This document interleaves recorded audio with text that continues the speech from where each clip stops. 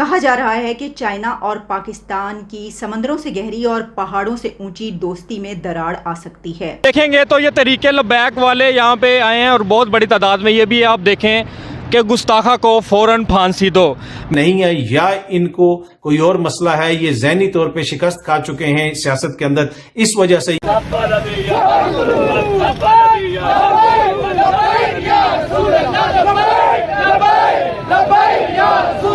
समझता हूं कि कुछ चीजें ऐसी हैं हुजूर अकरम सल्लल्लाहु अलैहि वसल्लम जो कि आखिरी नबी हैं, जिनके बाद कोई नबी नहीं, जिन वीडियोस मीडिया या सोशल मीडिया पर वायरल हुई हैं, क्योंकि हमें एग्जैक्टली ये नहीं पता कि उसमें से कौन सी ऑथेंटिक है कौन सी नहीं, लेकिन वहाँ पर सैकड़ों की तादाद में जो लोग इकट्ठे हुए उन्होंने सर तन से जुदा और इस तरह के नारे लगाए।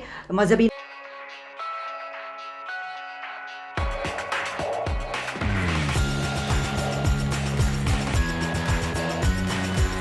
ताल्लुकात ख़राब हो सकते हैं उस एक वाक़े की बिना पर जिसको 2 दिन तक छुपाए रखा गया।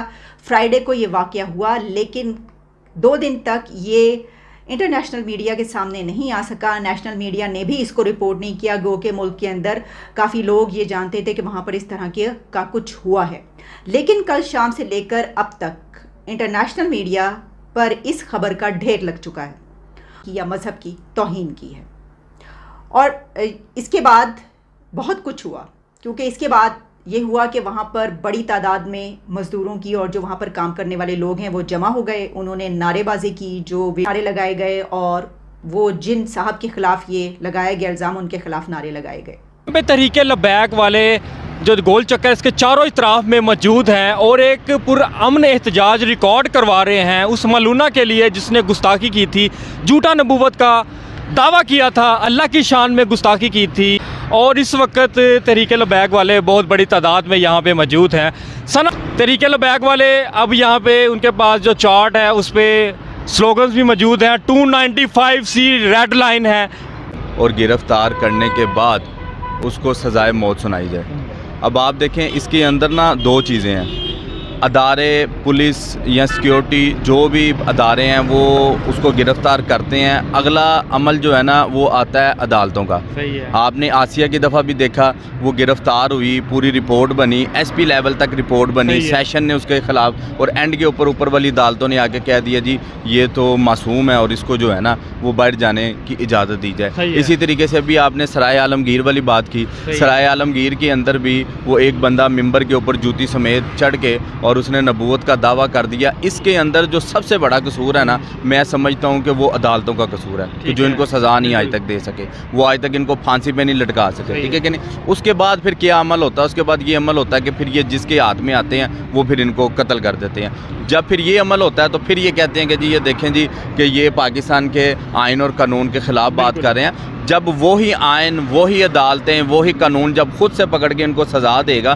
तो कोई भी बड़ा कानून। अभी आप ये देखें कि ये कल परसों वाक़या हुआ है और अभी हम रोड्स पे खड़े हुए हैं और इंशाअल्लाह ताला आगे एक बड़ी कॉल भी दी जाएगी। लेकिन हुआ ये कि टाइम काफ़ी ज़्यादा हुआ जब वो वापस आए, तो उसके ऊपर तल्ख़ कलामी हुई और जो साहब हैं चाइनीज़ जो हैं उनसे इस हद तक ये तूतकारिया तल्ख़ कलामी बढ़ी कि उसके बाद उनके ख़िलाफ़ नारे लगने शुरू हो गए। लेकिन एक और नैरेटिव, एक और जगह पे जो डिटेल्स हैं वो ये हैं कि उस वक्त जब उन्होंने ये बातचीत की उन वर्कर्स के साथ कि आपने देर क्यों लगाई, या इतना टाइम है, या काम क्यों नहीं करते, या काम में इतनी ज़्यादा सुस्ती क्यों हो रही है, या तुम लोग टाइम पर वापस नहीं आते, या काम में देर हो रही है, ये सब जब कहा गया, जो कि एक जो आपका बॉस होता है या जो भी सुपरवाइज़र होता है वो इस तरह की बातें किसी भी उस पर कर सकता है, सिर्फ इस वजह से नहीं कि नमाज पर गए हैं और देर से आए हैं, किसी और वजह से भी कि सुबह क्यों देर से आए हो।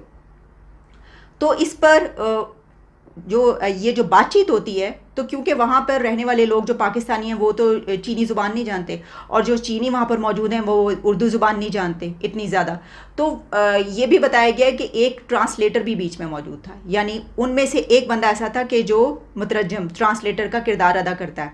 तो ये सब इस तरीके से हुआ और वो सुपरवाइज़र जो है नाराज़ हुए कि भाई ये जो है ये बहुत टाइम लगाया गया और काम सही तरीके से नहीं चल रहा। तो फिर उसके बाद एक और जगह पर यह भी मौजूद है कि उस वक्त तो कोई इतना ज़्यादा ये वाक़या या ये जो कुछ हुआ मामला नहीं बढ़ा लड़ाई झगड़े का, लेकिन उसके बाद जो ट्रांसलेटर था, जो मुतरजम था, उसने वहाँ पर मौजूद दूसरे लोगों को सबको ये बताया कि इन्होंने ये बातें की हैं जो कि मज़हब के ख़िलाफ़ है और ये तो गुस्ताखी है। तो इस बंदे ने, हमारा जो बॉस है, इसने गुस्ताखी की है। और उसके कुछ देर के बाद कहा गया कि अगले दिन वहाँ पर लोग इकट्ठे होने शुरू हो गए और उन्होंने फिर इसके ख़िलाफ़ जो मिस्टर टियान है उनके ख़िलाफ़ जुलूस निकाला या इकट्ठे होकर नारे लगाए, और जो जो नारे लगते हैं वो तो आप जानते ही हैं। और एक बड़ा मॉब वहाँ पे इकट्ठा हो गया। फिर यहाँ तक बात पहुँची कि उनको पकड़ने के लिए लोग पहुँच गए। और फिर इससे पहले कि ये वाक़या श्रीलंकन सिटीज़न, जो कि अगर आप 2 साल पीछे जाएं 2021 में, तो सिमिलर चार्जेस पे एक श्रीलंका के एक शहरी को जिस बेईमाना तरीके से कत्ल किया गया था, ये शुक्र है कि वो लासानी में तब्दील नहीं हुआ। इसकी वजह क्या हुई? इसकी वजह ये हुई कि जब इस हद तक जाते हुए देखे मामलात, तो वहाँ पर कहा जा रहा है, ज़रा ये बता रहे हैं कि आर्मी का हेलीकॉप्टर पहुँचा और उन्होंने, क्योंकि उस वक्त तक FIR दर्ज हो चुकी थी, तो वो जो चीनी वर्कर हैं जिनके ऊपर इल्ज़ामात लग रहे थे, उनको उन्होंने वहाँ से निकाला हेलीकॉप्टर ने और वहाँ से लेकर चले। और फिर उसके बाद पहले कहा गया कि वहाँ पे कोहिस्तान में जो है वहाँ पे उनको एक थाने लेकर गए, लेकिन फिर ये कहा गया फिर उनको वहाँ से भी सिक्योरिटी की बिना पर मुंतकिल करके हरीपुर हज़ारा ले जाया गया। बहरहाल ये जो भी जगह है, इसको हम ना तो ज़ाहिर के रिवील करना चाहते और ना हमें सही तरीके से पता है। कुछ नाम आ रहे हैं, कहीं पर है, कोई कह रहा है कहीं पर है, जहाँ पर भी है। लेकिन क्योंकि जिस तरह मैंने आपको बताया कि पर्चा कट चुका था, और पर्चा कटवाने में तो आपको पता ही है तो 2 मिनट लगते हैं, और इस तरह के वाक़े पे तो फिर वो क्या मजाल कि आप कोई इतना बड़ा मॉब इकट्ठा होके, लोग हजूम जमा होके जाए और वो कहे कि ये करना है और वहाँ पे जो बैठा हुआ वो ना काटे। लेकिन ये कि क्योंकि पाकिस्तान और चीन के दरमियान आप जानते हैं कि ताल्लुकात कैसे हैं, तो इसको संभालने के लिए फिर मुझे ऐसा लगता है कि इस मामले को संभालने के लिए फिर आर्मी को बीच में आना पड़ा। और वहाँ पर, और वैसे भी वो जो एरिया है वो इसी तरह का पहाड़ों वाला, तो वहाँ पे अगर फौरी तौर पर किसी को इमरजेंसी की सूरत हाल में निकालना है तो वो तो आपको ज़ाहिर है कि यही तरीका इस्तेमाल करना पड़ेगा। तो उनको वहाँ से ले जाया गया। अब वो उस वहाँ पर हेयरिंग हुई, और हेयरिंग के दौरान उनके ऊपर जो पर्चा कटा है वो 295C यानी कि तौहीन मज़हब पर मौत की जो दफ़ा है, क्लॉज है, वो उसमें शामिल है। ये पर्चा काटा गया। ये सोचते हैं कि अगर आसिया मलौना को PTI की हुकूमत इमरान खान उस वक़्त बगैरती ना करता, उसको सज़ा मिली होती, तो ये कुत्ते ना भौंकते।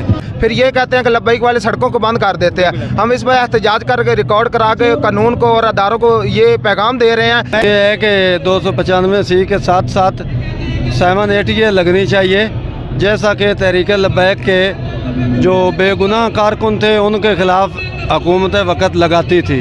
सही है। 780A नहीं लगाएगी ताकि उस मलौना को फ़ायदा मिले। 780A है क्या? 780A है कि जिसकी वजह से मुल्क में इंतशार फैले, कोई ऐसा एक्ट कोई बंदा करे जिसकी वजह से इंतशार फैले। तो ख़त्म नबूवत से बड़ा इंतशार क्या है कि वो कुत्ती भौंकी है और उसकी वजह से, उसकी भौंक से वो इतना जो है वो इंतशार फैलेगा, मुल्क में बदअमनी फैलेगी। 780A ये होती है। तो उसमें पुलिस ने 780A नहीं लगाई ताकि मुल्ज़मान को फ़ायदा मिल सके। जो जुर्म बाद में ऐड किया जाए उसकी वो वैल्यू नहीं होती, जो जब FIR चाक की जाती है तो जिस जुर्म की उस वक़्त होती है। के बाद अगर कोई नबूवत का या किसी भी किस्म का इस तरह का कोई दावा करता है तो वो शख्स मलून है, वो शख्स कज़्ज़ाब है, वो शख्स झूठा है।